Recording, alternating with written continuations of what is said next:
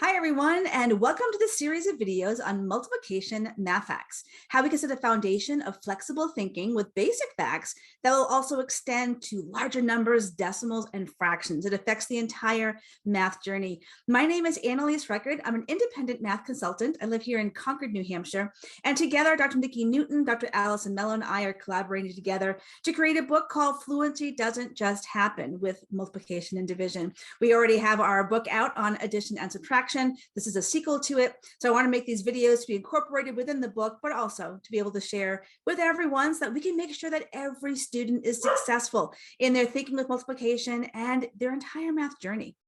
Before I get started on the videos for each individual strategy on the progression that Dr. Nikki lays out for us in her Math Running Records book, I want to talk a little bit about some foundational understandings. I want to be sure we're all on the same page of what fluency is and the thinking behind the math facts that our students could be doing.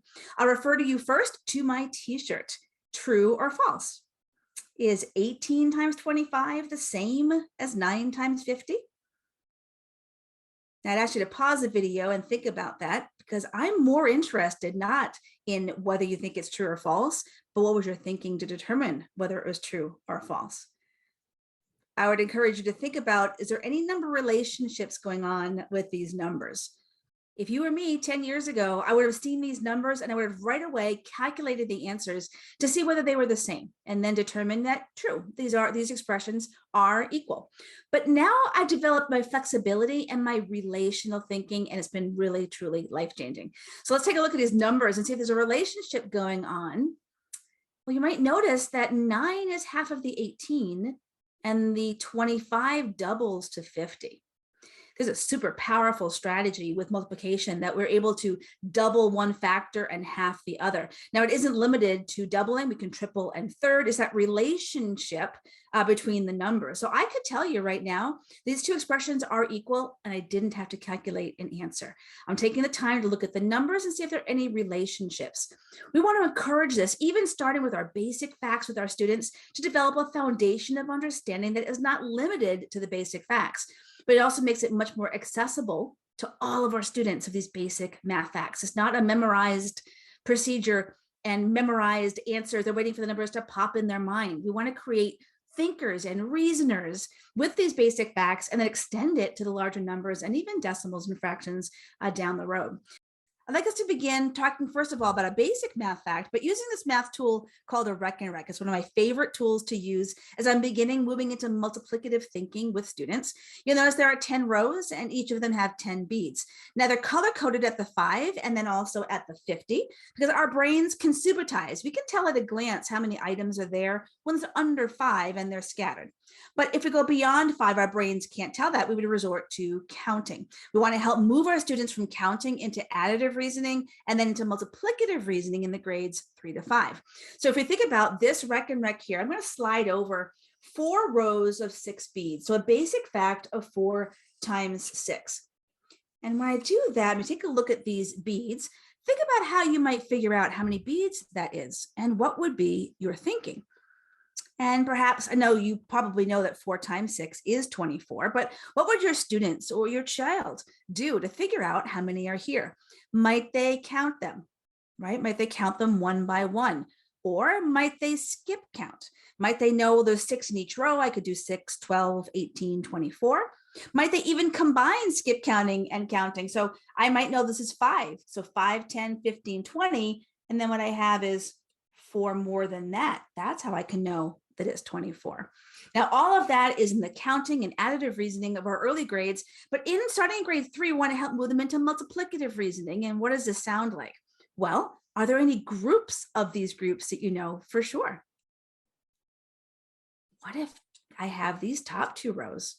Do you already know a doubles fact that 6 and 6 is 12? Well, if I know that and I'm trying to determine 4 6s, I can derive it if I don't know that it's a 24. I can think, well, 2 6s is 12. I can double that because look, that's all I have left is another double.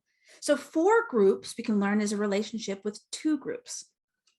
Now, very strongly, a lot of students do know the 4 times 5 is a 20. And so very often they might go with that. That's very different than going 5, 10, 15, 20. And I see some students doing 21, 22, 23, 24, but instead of saying, oh, 4 groups of 5 is 20, and then 1 more 4 is 24. That's the multiplicative reasoning we're looking for. Now, another one, when we think about a 4 times 6, might be breaking apart our 6 rather than 5 and 1, but we can think of our 6 as being 2 groups of 3. So I can think of 3 groups of 4, and look what I have left, another 3 groups of 4. So if I determine that 3 times the 4 is a 12, I am then doubling it. So our times 6s can be double of our times 3s. These relationships that we'll be working on with our students to help them explore and practice is going to be not only helping them with basic facts, but also extend to anything times 6 or anything times 4. It'll build their disposition and their confidence so that they can figure these out. So let's talk for a little bit about some fundamental ideas. So what is fluency? Take a moment and think about what words would you use to describe for a student who is math fact fluent? What kind of words come to your mind? Now, in my consulting work, I do ask this question a lot with educators and parents that I'm working with. And very, very often, I usually get about 8 synonyms for fast.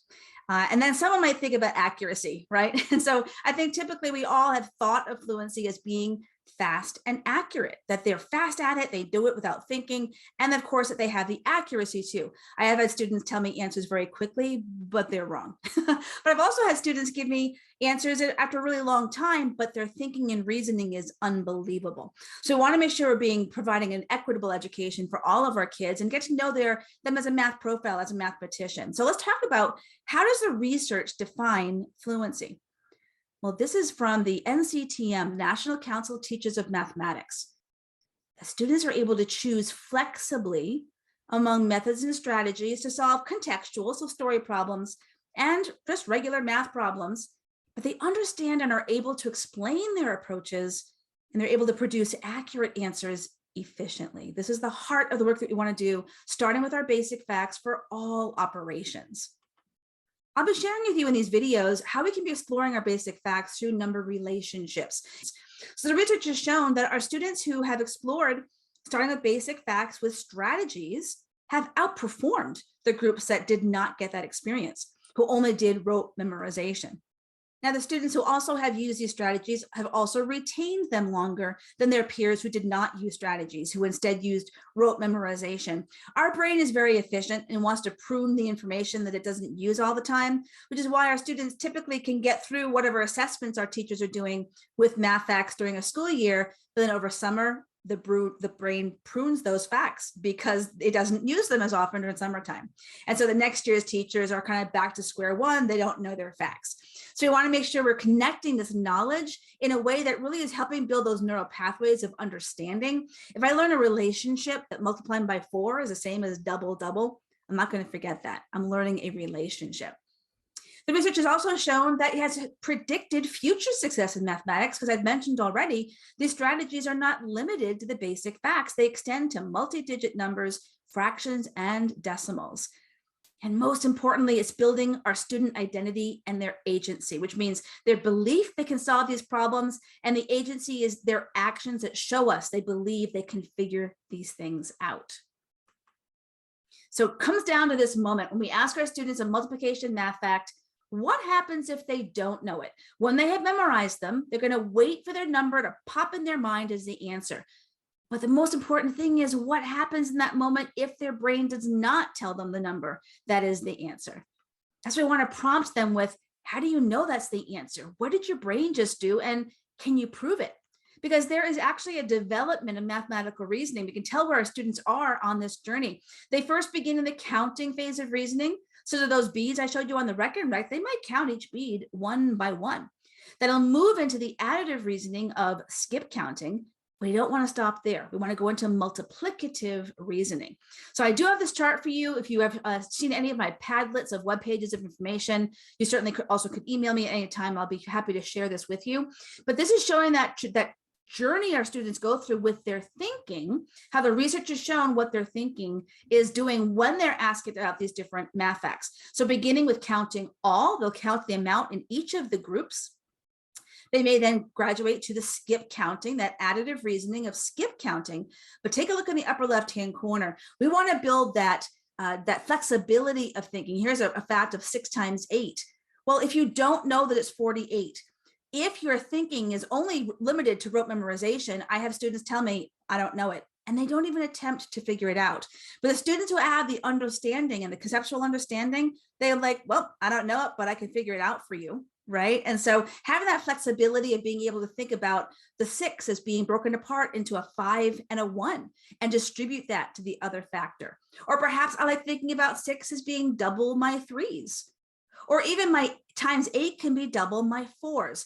These are the kind of things that aren't going to get pruned from our brains. They're going to be there as permanent understanding and applicable to all sets of numbers. Super powerful journey that we go on with our kiddos. And I just want to mention that exploring these strategies in this progression with these number relationships is never a dictate to the students that they must use that certain thinking to solve the problem. So if we've explored that times 4 is double of our times 2s, I would never say to a student that when you see a times 4, you must do double double. It's just an option for them. So they want to be able to have the 2 numbers kind of speak to them as they're thinking about the math fact. Well, which one would they rather think about? Maybe it's a 4 times an 8, and they want to think about, oh, well, times 4 is double the double. I could do 8 times 2 and then double it again.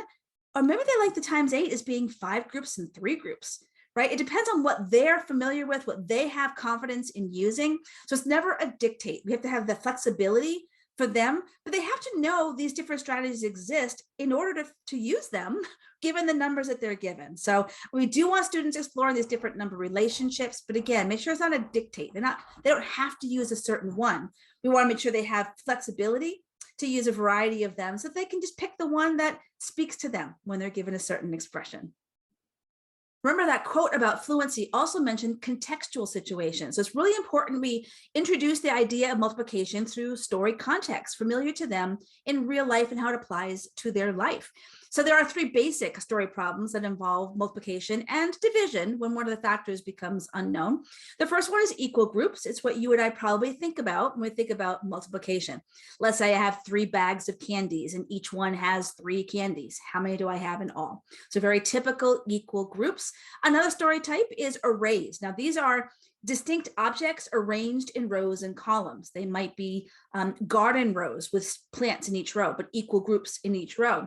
Or it might be cookies on a cookie tray. We're arranging them 3 rows, each having 4 cookies, something like that. So they're actual objects arranged in rows and columns.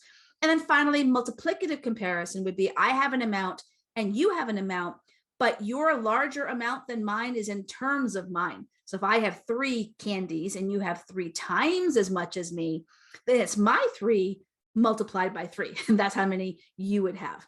So those 3 basic story problem types, we can use those to talk to our students about multiplication. And then one of those factors becomes unknown. It becomes with a division that comes into place.